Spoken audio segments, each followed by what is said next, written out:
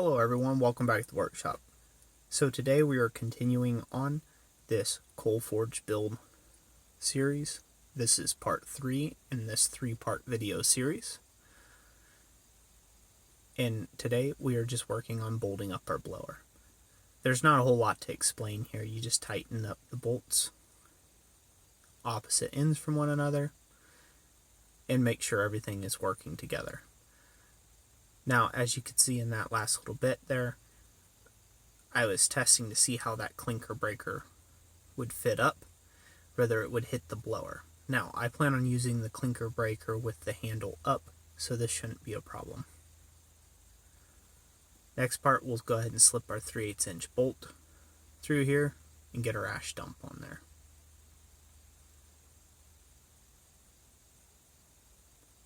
Now we're going to lay in our fire brick.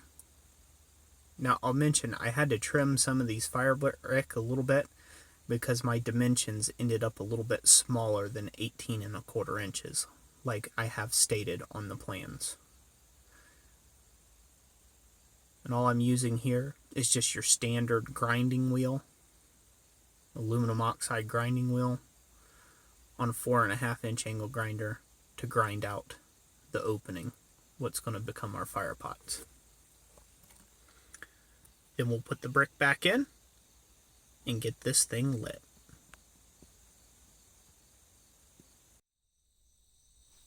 Okay everyone, here we are at the final stage, the moment of truth. Let's light this puppy up. Now before I go into lighting this thing up, I want to take and demonstrate something very simply to you guys.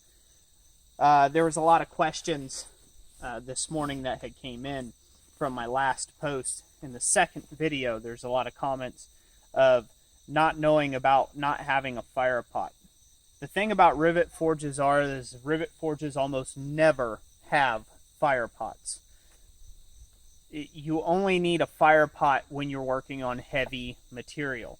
And there's a certain ratio that is, and this is only ever going to see 1/2 inch material. But I'm going to show you how I mound up to get a deep bed of embers to actually work on. Now, that being said, a lot of guys think you need this real deep fire pot because they like to plunge their steel down into the airstream where it's all happening at anyhow, what they think is the hottest part of the fire. That is the wrong way of doing it to begin with. The right way of doing it is building up your bed that you're going to keep heated, lay your steel on top, and then cover it up. Now, this gives you a lot of different options. This size dimension, this has about 1 inch, about 1.25 inch deep fire pot, if you will, made by these fire bricks. That's not a real deep fire pot, but once again, I'm only ever going to be demonstrating very small things. 3/4 inch would probably be the absolute max out that I'm ever going to actually demonstrate out of a forge like this.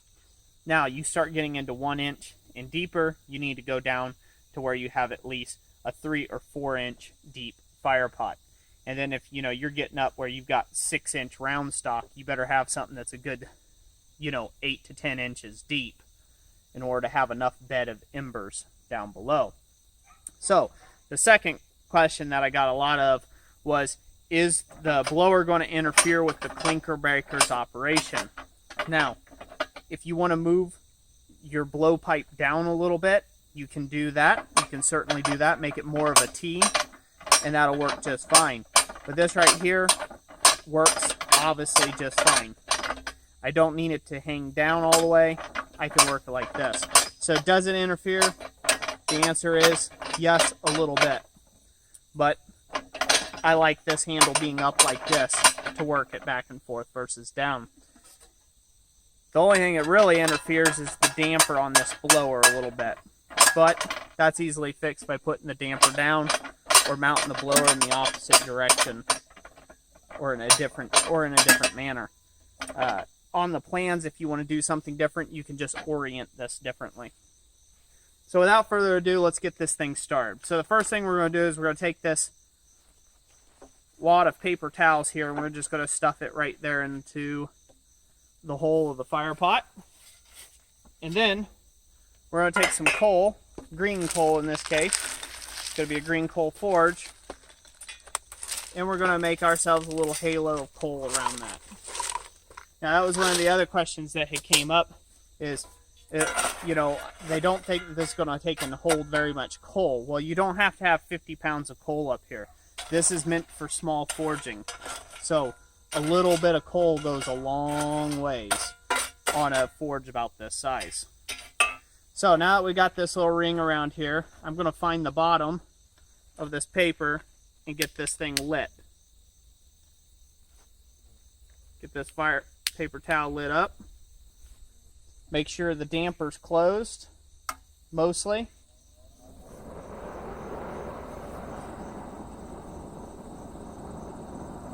As you can tell, it already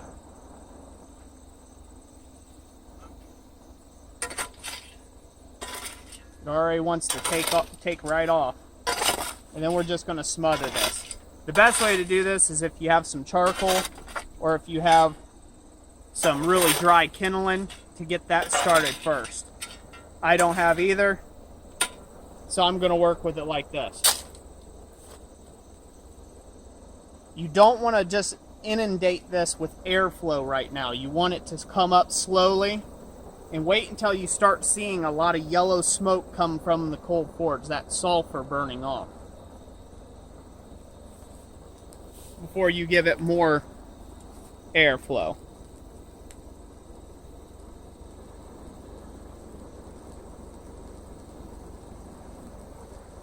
And just like that, it's starting to light up. We've got a low pressure day in here, a low pressure system moving in, so therefore it's smoking like crazy.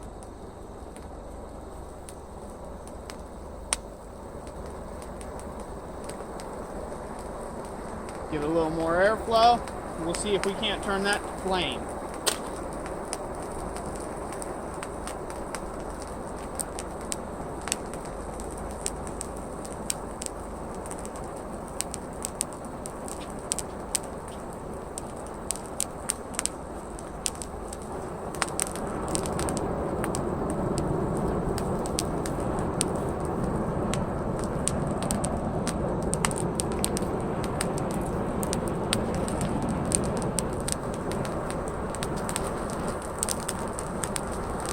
Just like that, we're up and running.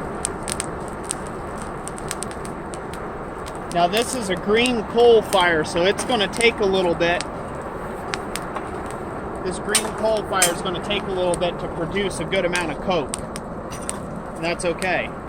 At any point we can control the airflow back down so it's burning less, or increase it where it's really going. All this to the point of blowing coal right out.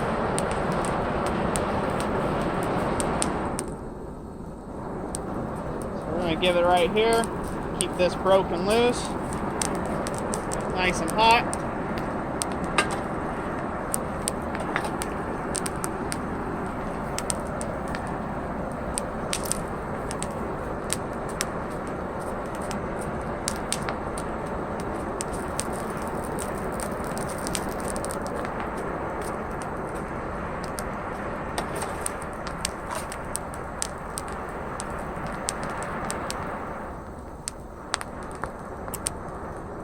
Just like so, she's up and running.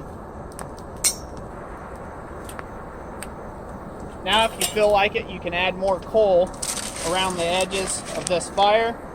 And as long as you keep this tamped and somewhat moist, the coal, it'll only burn right in the center. And that's where we want it. We only want this to burn right there in the center.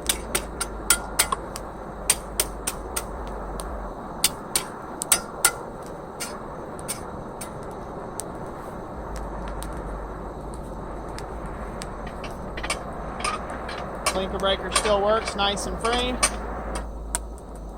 If you need to really shut it off, you just shut the air off altogether and let that thing burn like it is. There. You can adjust your flame so you're not getting spitted in the face with green coal or things cracking back and forth. So we'll go ahead and kick this back on. Let it heat nice and evenly. And now what we've created is we've created our own fire pot above the fire, above that air point. You would cover that with coal then. So that's why you don't need a fire pot. Now, like I said, if you want a really deep bed of embers, deep bed of coke for forge welding and working on large material, then you obviously want to take and build yourself a fire pot. But this is meant to be like a riveter's forge, which this is perfectly fine and hot enough. So let me go get a piece of steel and we'll test this thing out.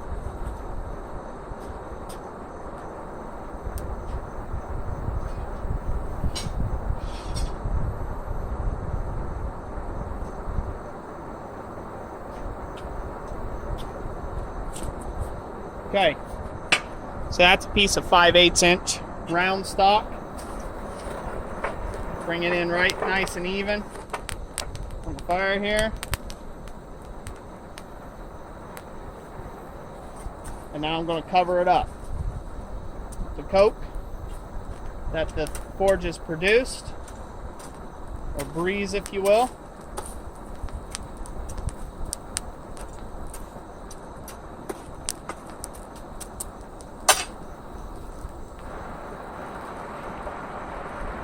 Now this is something else to think about whenever you're working with coal forges.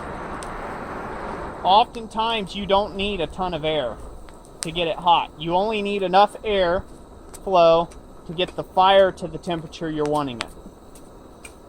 You don't have to blast this thing like crazy with air. Because that was one of the fears about not having a fire pot. Well, won't it get over oxygenated and burn your piece, scale it all up? If you're running it full blower, yeah, it's going to take and get all scaled up. If you run it at a nice even pace like that, this fire, building the fire pot with the coal material itself, will create its own fire pot and its own barrier against oxygen.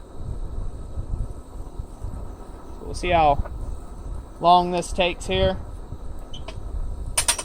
Make sure we rotate our little clinker breaker here. Make sure there's nothing in the hole there. There's not. Plenty of air. I'll just add a little extra oxygen to it.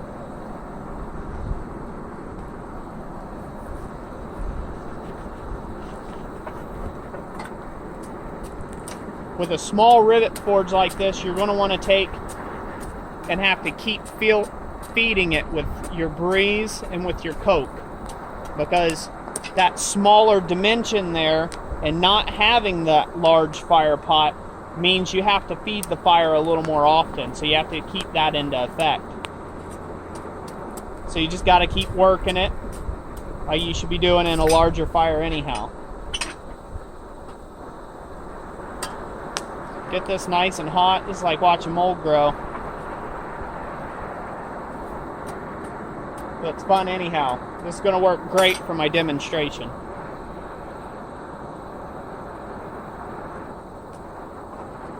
So I'm already at a forging temperature.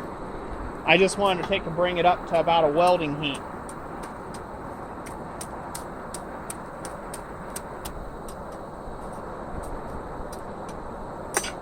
Proper fire maintenance is key.